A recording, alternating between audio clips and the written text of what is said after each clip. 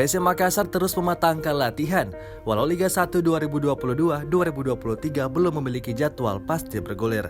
Latihan digelar di lapangan Syekh Yusuf Kabupaten Goa Selasa 8 November 2022.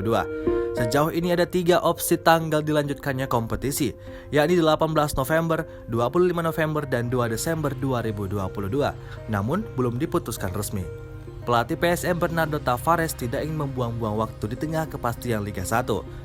Juru taktik berpaspor Portugal ini terus menggenjot latihan William Jan Pluim CS. Para pemain kecuali 4 kiper dilatih penguatan otot bawah. Setelah itu fisik mereka digenjot. Tavares membagi 3 kelompok pemain. Mereka game kecil 3 versus 3 selama 3 menit. Selanjutnya berlari-lari kecil dan berlari cepat mengelilingi setengah lapangan. Sesekali Tavares teriak kepada pemain untuk menambah kecepatannya. Hal ini dilakukan secara berulang-ulang, terlihat beberapa pemain merasakan kelelahan dengan latihan fisik diberikan. Kemudian game mini internal pemain dibagi menjadi 4 kelompok saling berhadapan. Durasi game 5 menit, di sini para pemain menjalankan pola penyerangan dan bertahan. Lalu para punggawa Laskar Finish dilatih finishing akhir. Mereka harus melewati 3 tongkat untuk latihan kelincahan sebelum melepaskan tembakan ke gawang. Di latihan lapangan Syekh Yusuf, bek sayap PSM Yance Sayuri masih belum bergabung di latihan.